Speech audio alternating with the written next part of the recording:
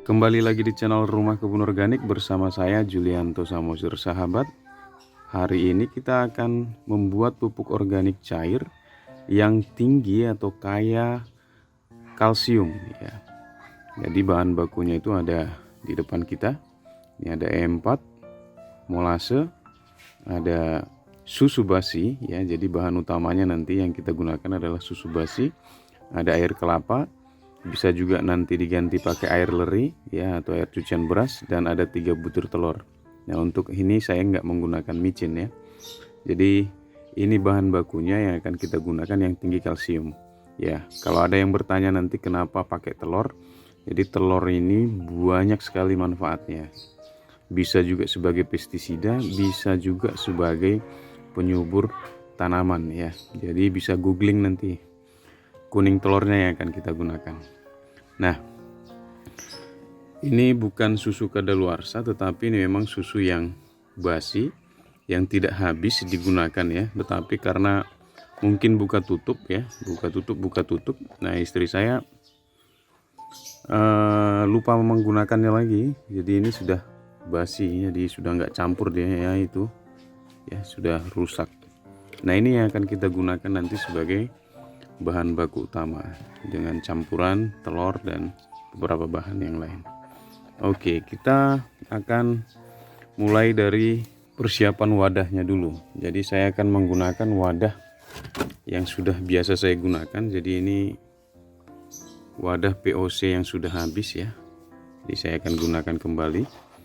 Ya, seperti biasa, ini kita ada selang pas ya. Selang pasnya, jerigennya, ya, tutupnya kita buat lubang seperti ini ya. Melubanginya bisa menggunakan bor atau apa saja, yang intinya ini bisa kita buatkan lubang.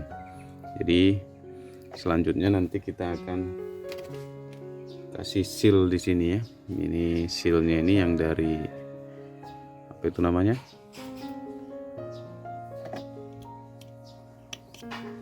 karet gas ya. Seal di bagian sini, terus kita buat juga sealnya di bagian sini, dalam dan luar. Setelah itu baru kita berikan lakban ya.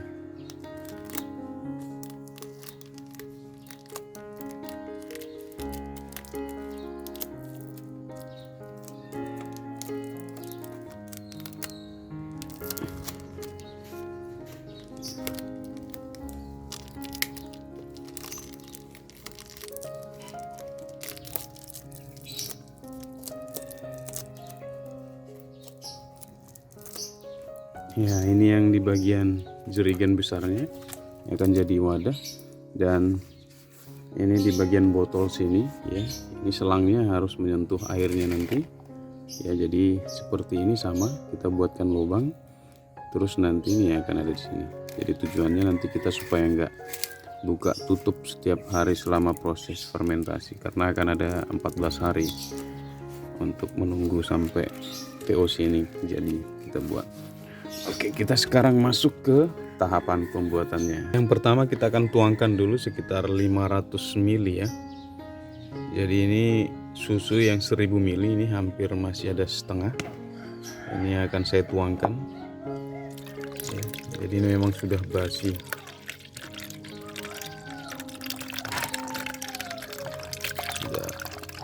Tidak bagus.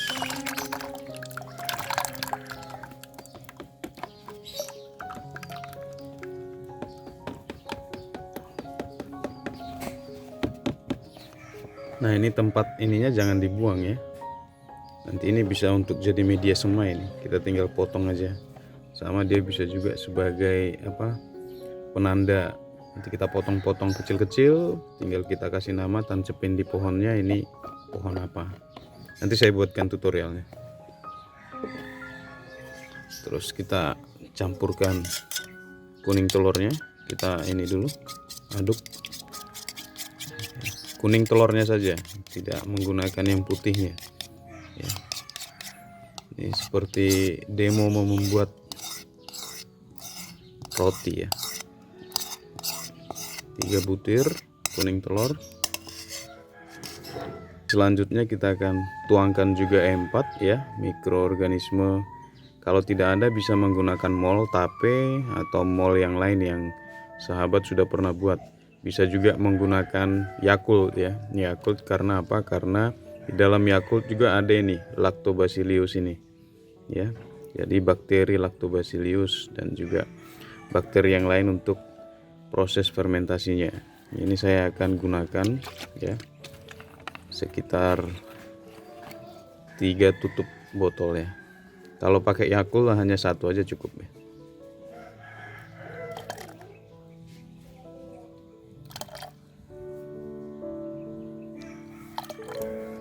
Selanjutnya kita gunakan molase atau tetes tebu. Nah kalau nggak ada molase bisa menggunakan gula merah atau gula putih ya.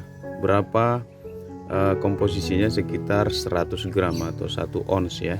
Nah ini kalau molase ini enaknya dia sudah cair ya, jadi kita bisa langsung gunakan. Kalau molase ini saya akan gunakan sekitar 3 tutup botol ya. Ini bukan kecap ya Bapak Ibu. Nah di mana belinya ini? Dibeli di toko pertanian pastinya ya.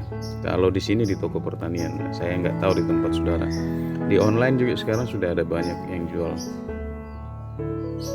Ini lebih praktis karena kalau menggunakan gula merah atau gula putih itu kan belum cair. Sampai ini udah cair.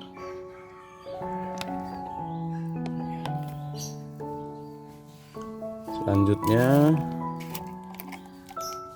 saya akan campurkan dengan air kelapanya.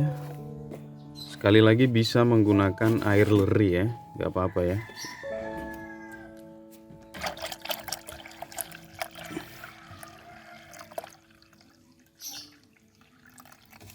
Atau kalau sama sekali tidak ada, bisa menggunakan air biasa saja.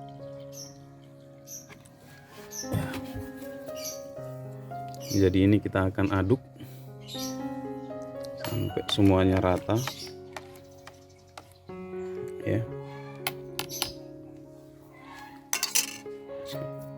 Sekarang kita masukkan ke dalam wadahnya.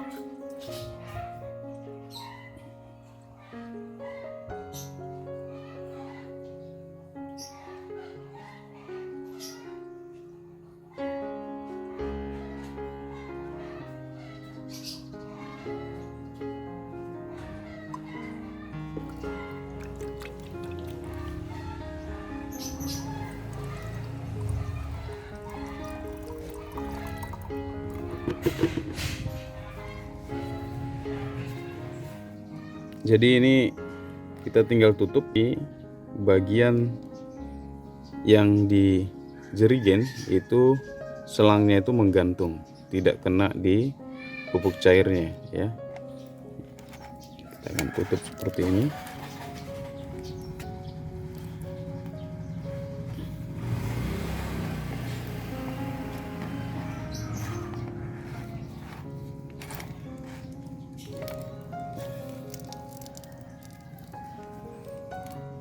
Sedangkan yang di botol ini dia ada di dalamnya, ada di dalam airnya.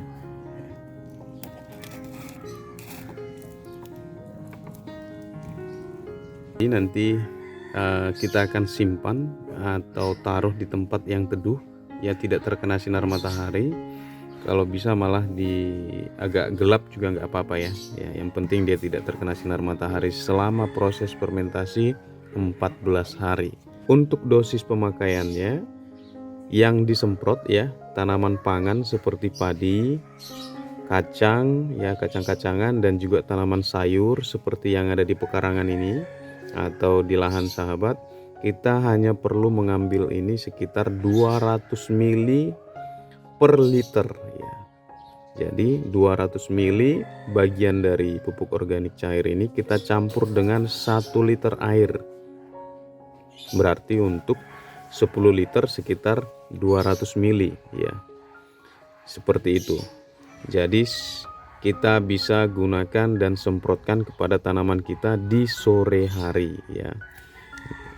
Pengaplikasiannya sendiri untuk tanaman pangan itu di antara 2 sampai 3 minggu ya intervalnya ya. Jadi setiap 2 minggu sekali atau 3 minggu sekali interval penyemprotannya. Selanjutnya untuk tanaman yang besar ya, seperti buah-buahan ya, mangga, alpukat, rambutan, dan juga tanaman-tanaman yang lain, sirsak, ini kita bisa gunakan dosisnya hampir sama itu, tapi cara penggunaannya itu dikocor ya.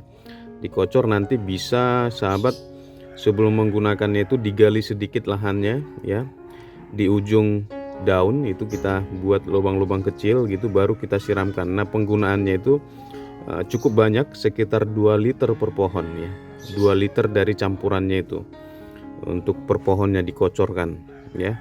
Lakukan juga selama 2-3 minggu sekali, tergantung tapi usia atau besar kecilnya tanaman buah kita ya untuk pemakaian ini. Saya Julianto Samosir, sampai bertemu kembali di video-video inspirasi berikutnya. Jangan lupa untuk menanam, menyiram, kita rawat, panen, nikmati dan bahagia. Bye bye.